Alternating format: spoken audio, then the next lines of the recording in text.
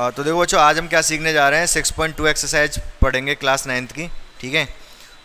6.1 तक हमने क्लियर कर लिया है। कोणों के बारे में था कुछ, ठीक है, कुछ कोणों के बारे में सीखा था।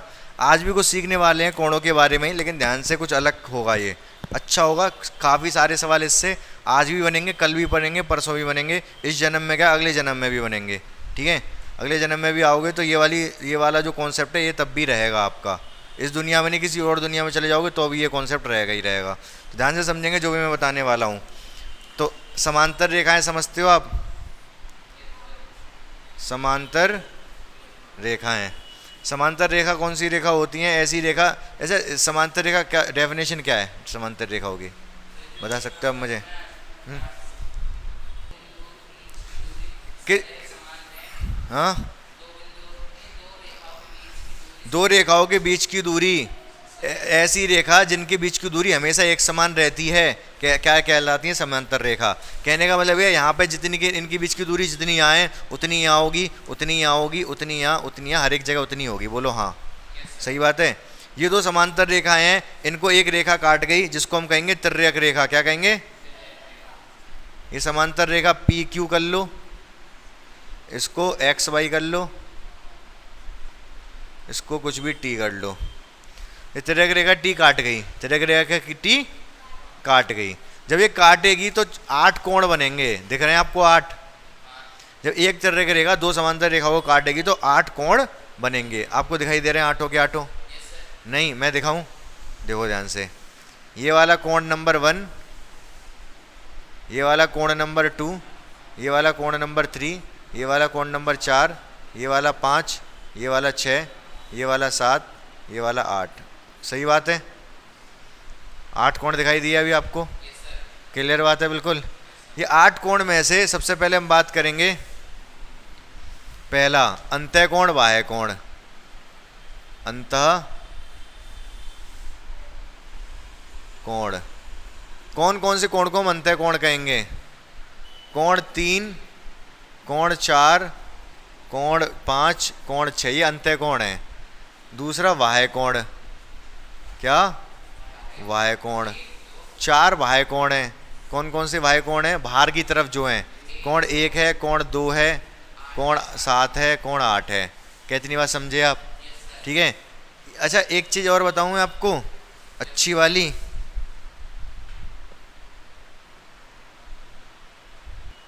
ध्यान से मेरी बात सुनना, ठीक है? क्या करना? ध्यान से क्या सुनना। कल बताया था ना मैंने आपको, क्या बताया था? सुनना। क्या? अरे जो भी नहीं पढ़ा रहा हूँ, सुनना। मैं तो कहता हूँ सुनना, मैं सुनना नहीं कह रहा, मैं कह रहा हूँ सुनना। एक अंकल रहते हैं, उनका नाम है सुनना, ठीक है? तो मैं तो उनका नाम बोलता हूँ, तो आपको लगता है कि मैं कह रहा हूँ कि सुनना।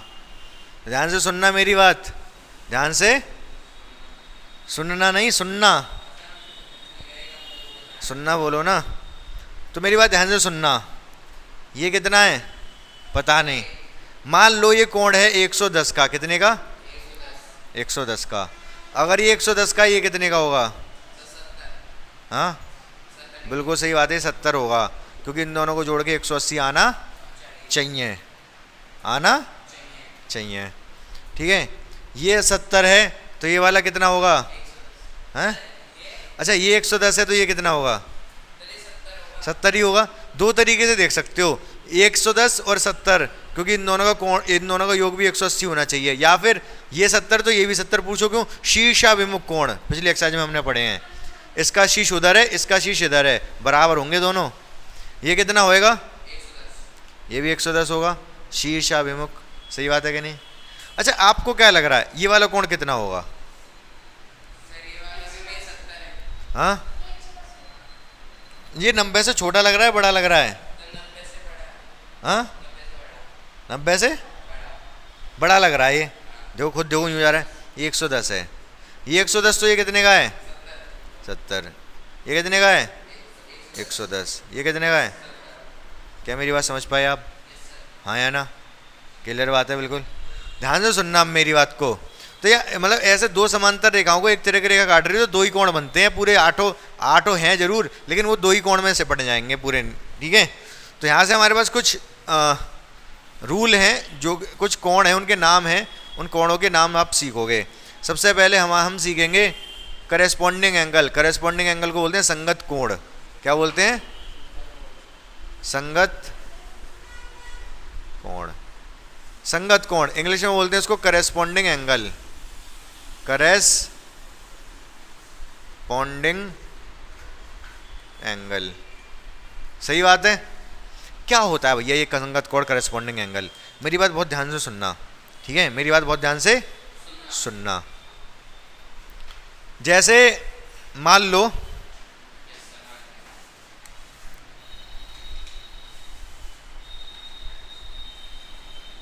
ये है जेठालाल, ये कौन है? दया भाभी चलो, ये कौन है? टप्पू। चलो, ये एक फैमिली हो गई। ये है कौन? दादाजी नहीं है सोनू।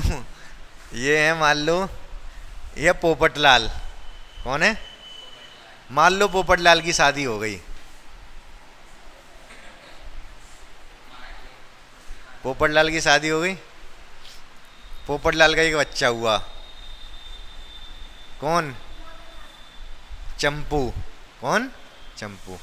जैसे टप्पू जेठालाल के लिए जैसे टप्पू है, वैसे ही पोपटलाल के लिए कौन है? चौपटलाल। पोपटलाल का बेटा चौपटलाल। जैसे जेठालाल के लिए टप्पू है, करेस्पॉन्डिंगली कौन था ये? पोपटलाल के लिए। देखते हो सब तारक मेहता? सब देखते हो? हाँ, देखा होगा कभी ना कभी। नहीं देखा कभी? तारक मेहता नहीं देखा कभी? आपने भी नहीं देखा? हाँ, तुमने देखा तारक मेहता? तो ये पोपटलाल के जैसे जेठालाल के लिए टप्पू है, उसी तरीके से करेस्पॉन्डिंगली पोपटलाल के लिए चौपटलाल है। चौपटलाल पोपटलाल का बेटा। समझ पाए मेरी बात को या नहीं? ठीक है, तो करेस्पॉन्डिंग का मतलब होता है जैसे यहाँ वैसे उस तरीके से, जैसे इसके लिए ये वैसे उसके लिए ये। जैसे कहते हैं ना, जैसे कैसे कहते हैं, जैसे मान लो कि कोई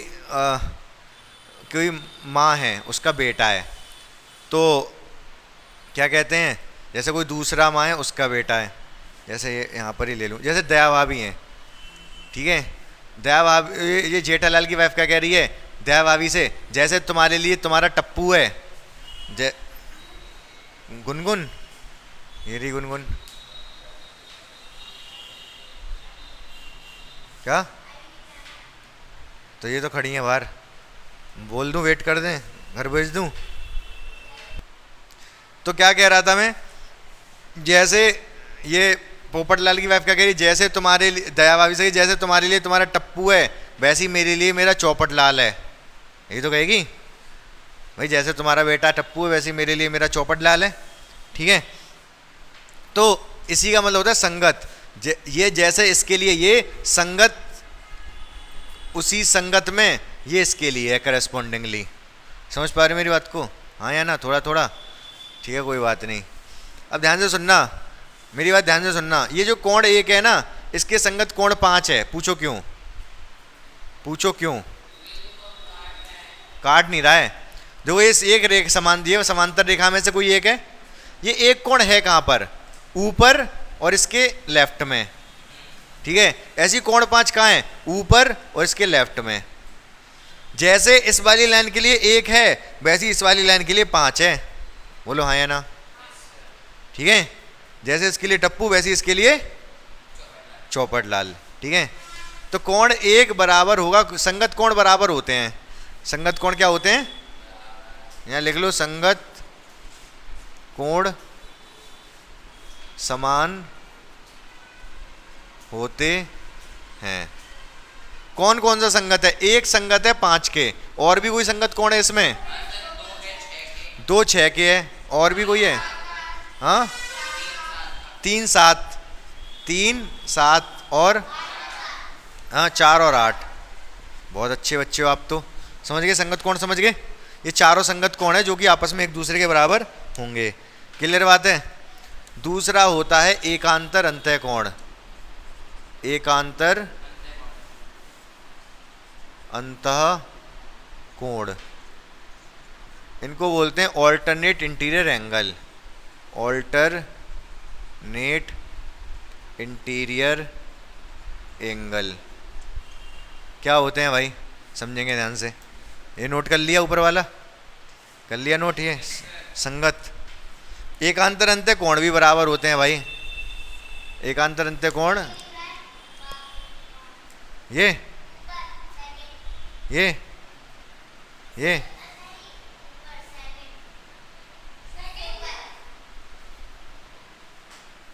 वाह है, वाह है,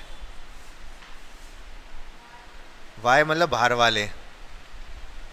एकांतर अंतः कोण ये भी बराबर होते हैं, यह भी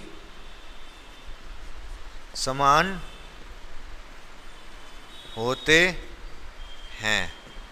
मतलब अब मेरी बात बहुत ध्यान से सुनना, मेरी बात बहुत ध्यान से सुनना। तो पहली बात तो देखो यहाँ क्या लिखा है, अंतः कोण। क्या लिखा है, अंतः कोण। इसमें चार ही हैं, कौन कौन से, 3 4 5 6, यही अंत हैं केवल। तो अंतः कोण के बारे में बात हो रही है, वो भी एकांतर। एक आंतर, एक आंतर, एक का अंतर। एकांतर मतलब एक का अंतर। 3 के साथ एक अंदर वालों में ही 3 के साथ एक के अंतर पे कौन है, बिल्कुल सही बात है, 5। ये इसके बाद ये है, उसके बाद ये है, तो एक के अंतर पे 5। तो 3 बराबर होगा किसके, 5 के। सही बात है, सही बात है। 5 किसके बराबर, 5 तो हो गया। 4 किसके बराबर होगा, 6 के।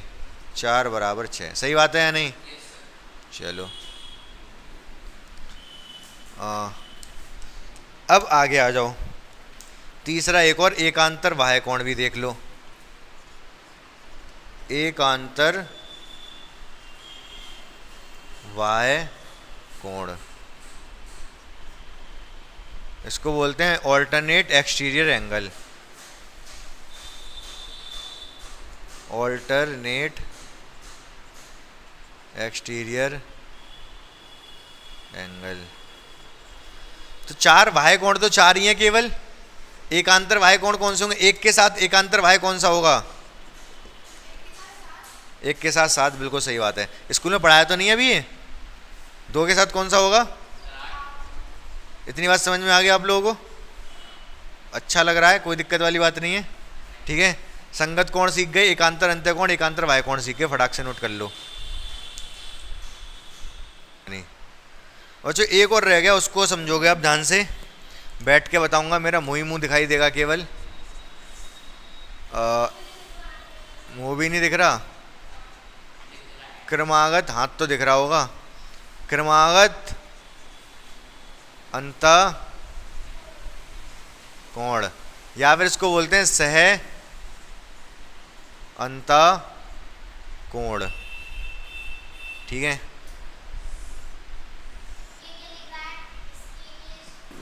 Alternate exterior, EXTERIOUR, exterior angle. क्रमागत है, इसको बोलते हैं कंसेक्यूटिव इंटीरियर एंगल।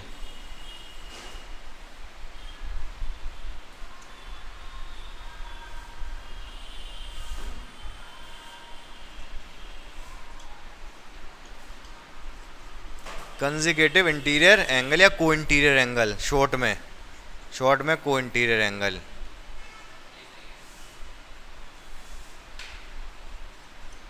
ठीक है, क्रमागत अंतःकोण से क्या चक्कर है भाई इसका, देखो क्रमागत मतलब एक क्रम से, सुन लो मेरी बात, क्रमागत मतलब क्रम से, अंतःकोण कौन से ऐसे अंतःकोण है जो क्रम से हैं, क्रम से होने चाहिए।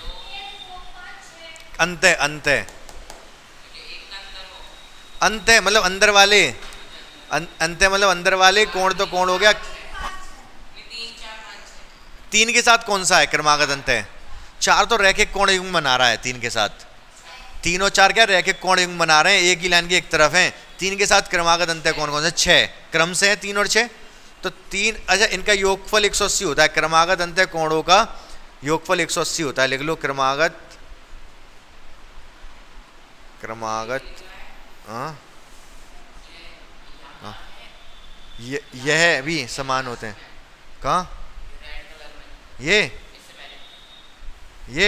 सह सह सा और हा, क्रमागत अंतः कोण कोणों का योग 180 होता है।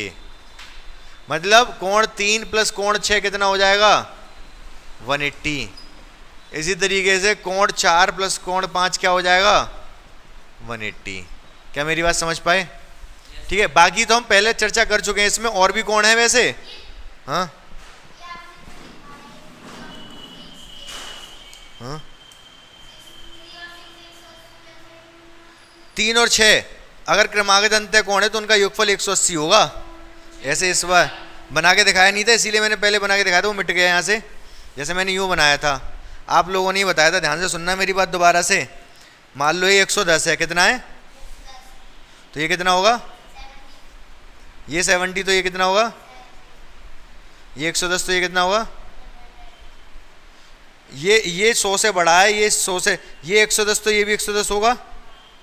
संगत कौन है वैसे तो, नहीं तो बाप दिख रहा है कि ये जैसा ये है वैसा ही है।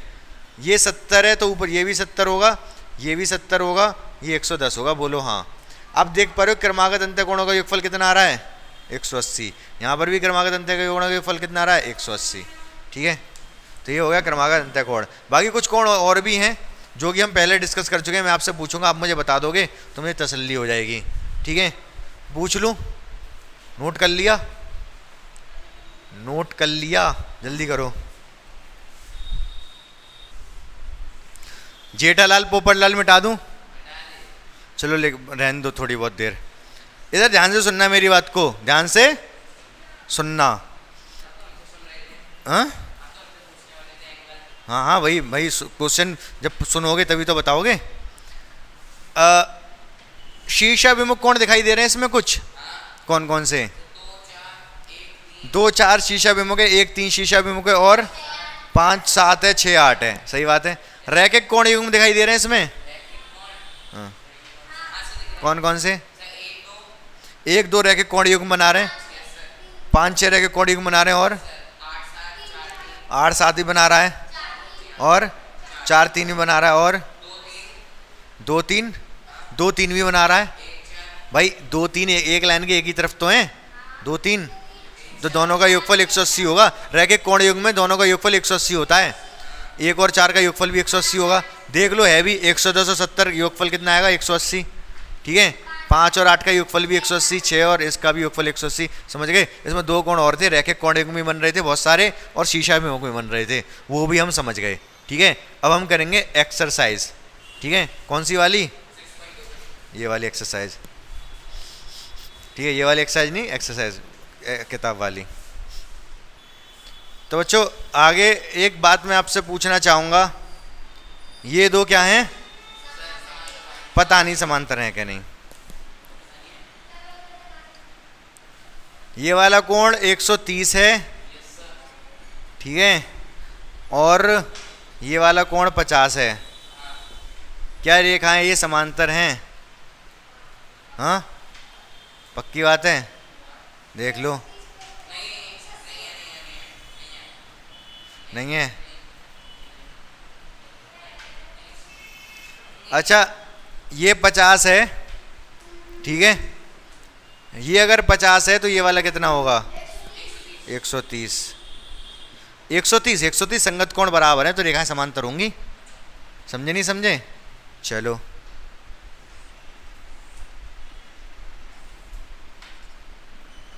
क्या है?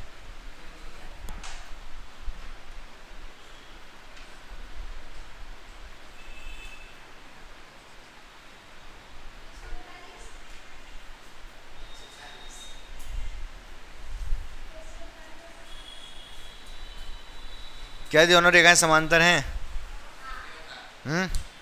हाँ हाँ, नहीं देख के ध्यान से बताओ। हाँ, पक्की बात है?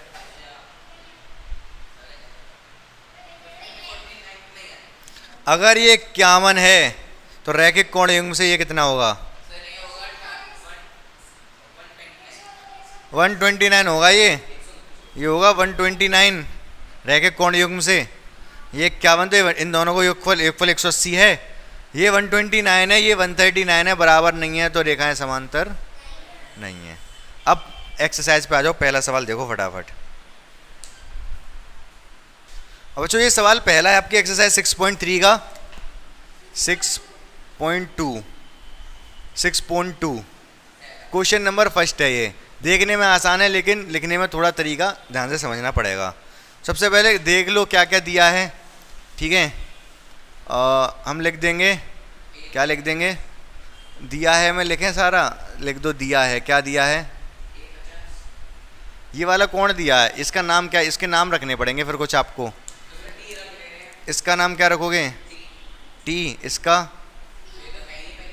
क्या दे रखा है? एक्स। अरे ये इस पॉइंट का नाम, ये तो एक्स तो ये है नहीं दे रखा ना, इसका नाम रख लो एम। हाँ इसका नाम रख लो एन। नीचे वाले क्या रखोगे? ओ अच्छा नहीं लगा, एम एन ओ, चलो ओ रख लो, हटाओ कोई दिक्कत नहीं है, ठीक है। अब ध्यान से सुनना, दिया है, क्या दिया है, ठीक है। अरे शॉर्ट में कर दूं इसको, फालतू में इसमें ज़्यादा दिया है वगैरह लिखने की आवश्यकता है नहीं। देखो ध्यान से सुनना, 50 और x का योगफल कितना होगा? ठीक है, 50 + x = 180। क्यों? रैखिक कोण युग्म, रैखिक कोण युग्म। अब हमने यहाँ पर सीधे करना शुरू करें, कुछ लिखा है नहीं तो हम लिख देंगे चित्र में। क्या लिख देंगे? चित्र में। चित्र, बकरी क्या बोलती है? बकरी कैसे बोलती है? हैं? बोल के दिखाना। ये वही में है, चित्र में, ठीक है। 50 + x = 180, 50 उधर चला जाएगा, x = 180 - 50, x = 130। सही बात है, सही बात है। x = 130 आ गया, ठीक है। अब नीचे y पे आ जाओ, y बराबर होगा 130। पूछो क्यों? शीर्षाभिमुख कोण, शीर्षाभिमुख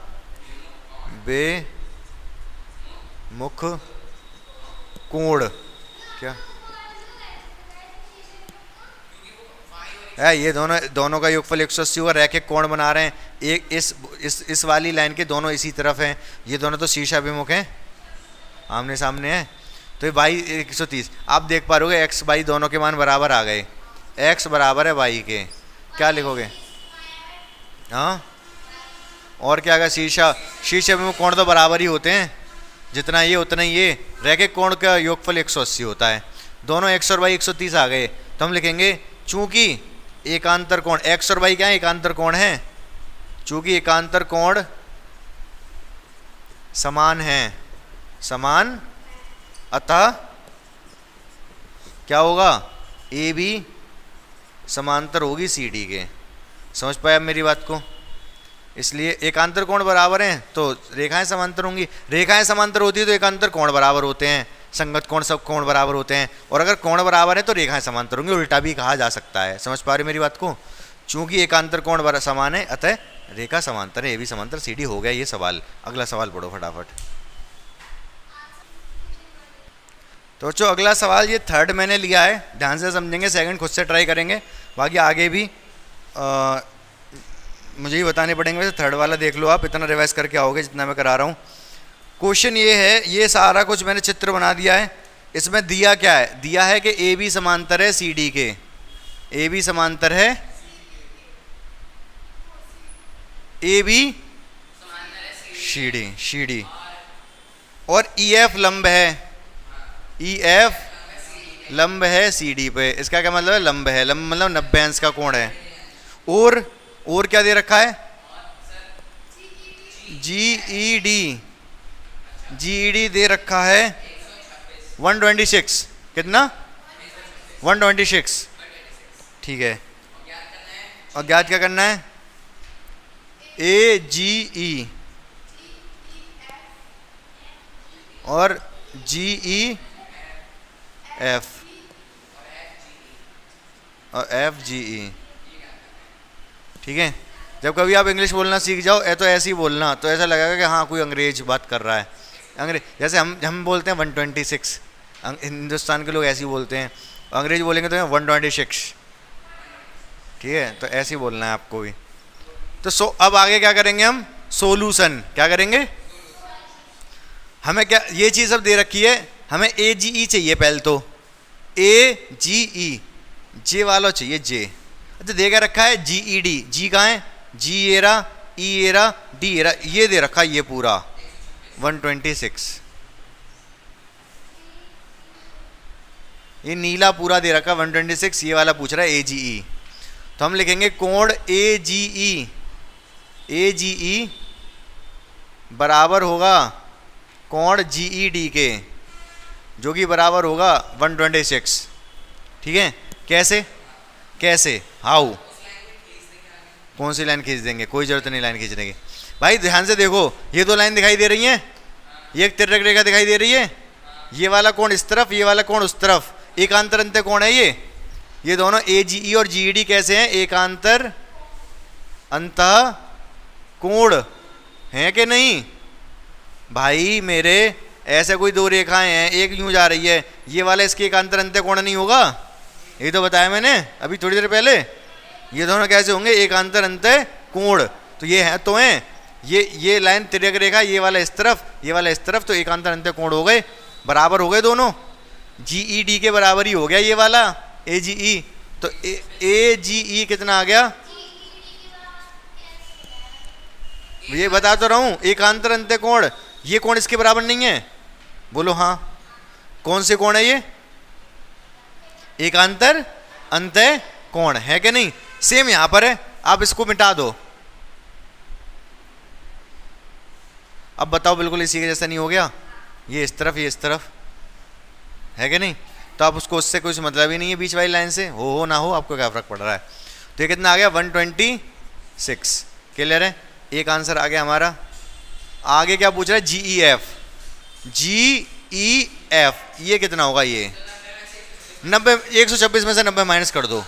ठीक है, GEF किसके बराबर होगा, GED माइनस 90, पूरे GED में से 90 माइनस कर दो इधर वाला, तो यही बचेगा। तो कितना आएगा ये 126 माइनस 90 36। समझ गए, GEF आ गया। एक ये वाला खुद से करोगे आप, FGE F कहाँ है, FGE ये वाला पता करना है, ये कितना होगा बता दो। अरे ये तो 90, ये लंबवत है ना, ये 90 बोला है, ये बोला है EF लंब है CD पर, EF लंब है CD पर, तो ये 90 ही होगा ये वाला। समझ गए, ये वाला कितना होगा, ये आ गया हमारा 36, ये तो 90 होगा, इधर से निकाल लो, ये तो 126 है, इन दोनों का योगफल 180 होगा कि नहीं होगा, 54 आ जाएगा। कैसे लिखोगे, आप लिखोगे कोण AGE प्लस जो पूछा है इसने, कौन सा पूछा है, FGE प्लस FGE मतलब FGE, ये इसका और इसका योगफल 180 होगा, बराबर 180। इसको लिख दो 126, ये एंगल FGE हो गया, ये 180 हो गया, ये उधर जाके माइनस हो जाएगा, एंगल FGE 126 इससे माइनस 54, कितना आ गया 54, यही आंसर है। समझ पाए कि नहीं समझ पाए। तो दो सवाल मैंने, पहला तीसरा मैंने बता दिया, दूसरा करना आपकी जिम्मेदारी है, चौथा शायद आप नहीं कर पाओगे, देख ठीक है, बाकी आगे के सवाल कल मैं कराऊंगा। कहाँ से समझ में नहीं आया, कहाँ से, GEF, ये देखो ध्यान से, GEF कहाँ है, GEF ये वाला कोण की बात कर रहा है, इसकी बात कर रहा है। ये कैसे निकलेगा, इस पूरे में से अगर मैं ये हटा दूं तो इतना ही तो बचेगा, बोलो हाँ। ठीक है, पूरा कितना है, ये 126 दे रखा है, इसमें से मुझे घटाना था ये वाला, ये कितना है, ये तो 90 है, ये तो 90 कोण अंश का कोण होता है। तो इस पूरे में से GED में से 90 माइनस कर दिया, पूरा कितना था 126, 90 36 आ गया। समझे नहीं समझे, क्लियर है। 100%। ये नीचे 54, ए जी ई, इन दोनों का योगफल 180 होगा। ये वाला पूछ रहा है अब, इन दोनों का योगफल कितना होगा 180। तो 180 में से इसको घटा दो तो कितना आएगा 54 ही आएगा। वही लिखा है यहाँ पर, इन दोनों का योगफल 180, इसकी जगह 126 रखा, उधर जाके माइनस हो गया, 54 आ गया। अब देख के आना, ये दोनों क्वेश्चन रिवाइज करके आना जो मैंने बताए, सारे एंगल रिवाइज करके आना जितने भी एंगल बताए। उसके बाद एक क्वेश्चन करने को दे रहा हूँ केवल दूसरा वाला, बाकी सारे अपने हाथ से करने, पहला तीसरा करने अपने हाथ से, बाकी सारा रिवाइज करना है और दूसरा क्वेश्चन भी करना है। बाकी 3 क्वेश्चन मैं कल कराऊंगा, तीनों ही करने हैं आपको, पहला दूसरा तीसरा घर पे बैठ के आराम से, और रिवाइज हाँ दोबारा, और सारा रिवाइज करना जो पीछे का बताया, ठीक है। रिवीजन डेली की डेली आवश्यक है, इतनी बात ध्यान रखना मेरी, रिवीजन नहीं कर रहे हो तो बहुत दिक्कत आ जाएगी, तो डेली रिवाइज किया करो।